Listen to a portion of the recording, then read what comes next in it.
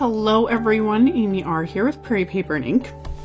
Finally got this video edited. I'd filmed this kind of in the middle of the crazy deep freeze that I keep talking about. Thankfully, it seems to have broken. At least it's not, you know, the consistent minus 40 we had for almost 2 weeks. Oi. However, that kind of inspired me to pull out this image. I've had it sitting here for a while. This is the Jill Girl stamp from Picket Fence Studios. Absolutely love all of their, like, girl images. That's, you know, what their title is. Jill Girl and Sydney Girl and Karen, etc., etc., etc. Like, a whole bunch of them. And I'd done a video quite a while ago, and I'll link to it at the end, using some of these images, and I just metallic heat embossed them and didn't do any coloring. And I thought about doing that with this one too, because I love how that looks. But instead, I decided to stamp them onto watercolor paper. I'm using B watercolor paper. And stamping onto the smoother side, there's still a fair bit of texture on this. So because it's watercolor paper, and because this is a very detailed stamp, I'm using my stamp platform, and I'm stamping these multiple times with VersaFine Clair Nocturne ink. My VersaFine Onyx Black that I usually would use would have worked just in the exact same way. But it took a few stampings just to get all of this detail, like all that hair and the way the scarf is, etc. Like there's so much. So any sort of like stamp positioner or MISTI, etc. is almost necessary if you want to get a good impression on watercolor paper specifically because of that texture. So after I'd stamped it, I ended up stamping them multiple times because I thought while I was at it to do several cards. And then for the actual watercoloring, I am using my Mission Gold watercolors. And like pretty much all watercolors, when you apply the color, as it dries, it lightens, it dries back. So this first layer is very washed out, but I'm going to build the layers and end up doing, I think a good 2 or 3 layers I ended up doing on all of the images on the skin. I just kept adding color, and then while it was still wet, I would add just kind of a pink mixture to her cheeks, and I added a little bit to the tip of her nose and just kind of let that blend out. And then when it would dry, I would add another layer just to make it, get it to the kind of the intensity and the skin tone that I wanted for all of these images. And I just colored them all the same this time, just for time's sake, because it's nice when my brush is loaded with watercolor. I can go on and use that remaining color and, you know, paint the next image, etc. And that'll let the first one dry. So after I did the skin on the first one, I worked on the second, third, the fourth. And then when I come back to the first, it's dry, so now I can do her hair, and nothing's gonna, you know, bleed into each other.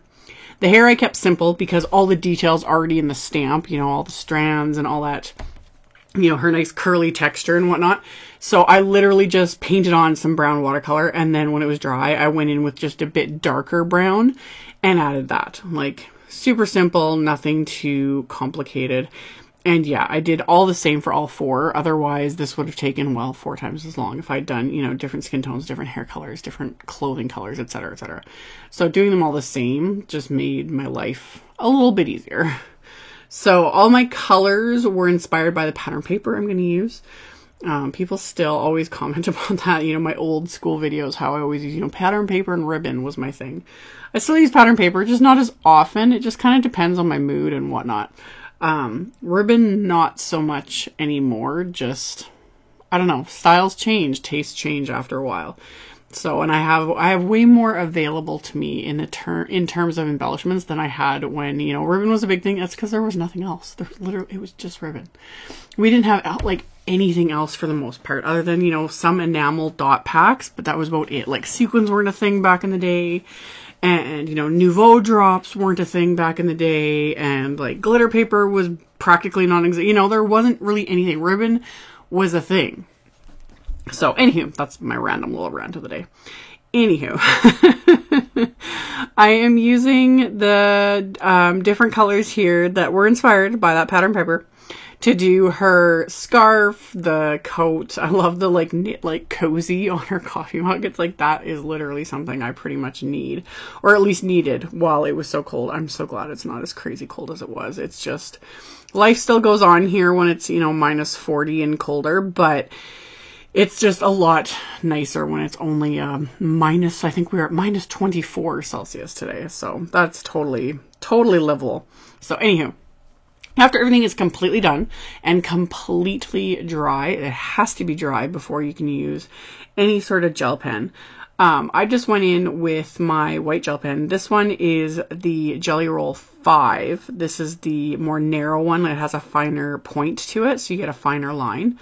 So I started with that one, and then I ended up going in with my Gelly Roll 10, which is wider and produces a wider line. And I really like my Gelly Roll 10. I use that almost in nearly every video.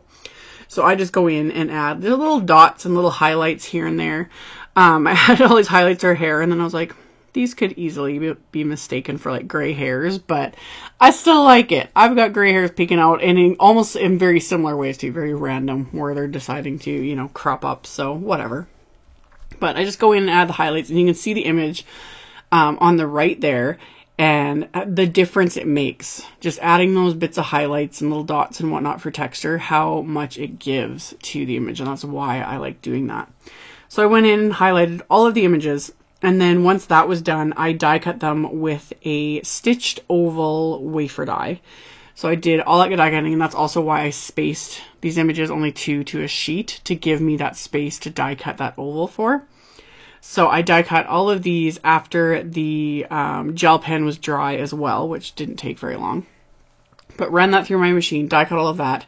And then I pulled out a Simon Says Stamps Painted Friend wafer die. This is like one of my like all-time favorites. And die cut that multiple times from light pink cardstock. And I'm just going to stack them 3 layers together. I'm just using my Studio Caudia glue here. And I'm just going to add that adhesive and then stack each of these 3 layers deep for each card. Because I almost can't not stack sentiments at this point when I'm die cutting sentiments. I like that depth and definition it gives. It's become such a force of habit for me that it's very rare that I don't die cut and stack a sentiment. Except for the ones sometimes that have their own outline dies as well. Those I don't always stack because they come with an outline. So that's a different way to kind of, you know, give it that little extra something. So stacked all of those together. And did this again. I did this all together. I had cut 12 pieces and did it 3 times for each of these cards. Just doing my like mass production because, you know, I stamp everything at once. I color everything at once. I die cut everything at once, etc., etc. So I'd done that, and then this is the pattern paper I used. It's the Echo Park Coffee 6x6 pack.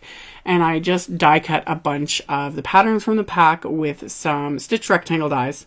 I did a larger one for kind of the main panel, and then die cut a smaller rectangle to kind of accentuate it.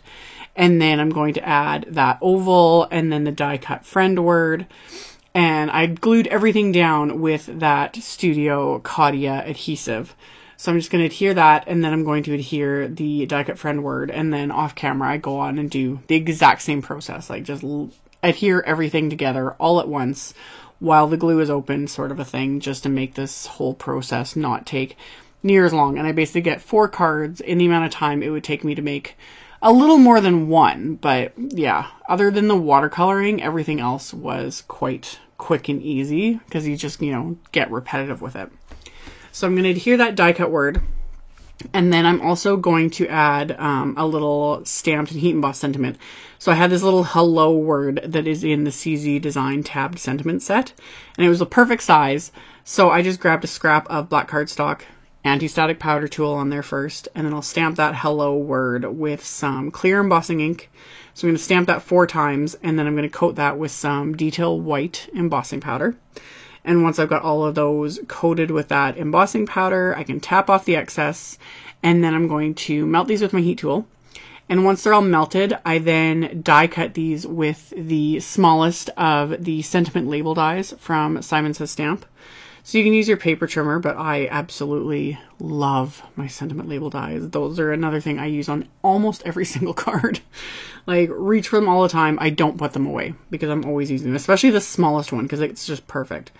So I die cut those, trim them down, and I'm just adhering that right over that die cut friend word with that adhesive. And then before I adhere this to my actual card base, my card base is standard A2 size, so 4 1/4 by 5 1/2. And I trimmed down some of the papers that I used on the outside of the card. And then I lined up my sentiment, and that's from the Coffee Understands set from Picket Fence as well. And I lined up this sentiment on the inside of the card, making room for that pattern paper I'm going to add. And I decided to ink up the sentiment with just Spun Sugar Distress Oxide ink, just kind of pull in that light pink I used on the cardstock on the front. So this, again, doing my kind of mass production method, just doing all of the insides of the cards all at the same time, because I got the stamp lined up. So all I have to do is put the card base in, ink up the stamp it a couple times if it needs that, and then I can go on to assembling the rest of these cards.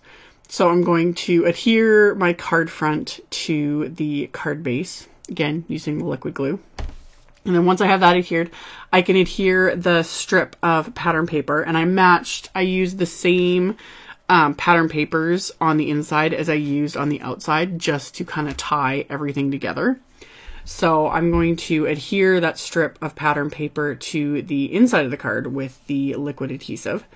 And then once that's adhered into place, I can just flip over my card base and trim off the bits that are hanging off with my scissors, using the edge of the card base as my guide to get that lined up. And of course, I didn't line it up straight the first time, so I ended up trimming off both sides, you know, so that it's all just even with the inside of the card. So I'm going to trim that off with my scissors.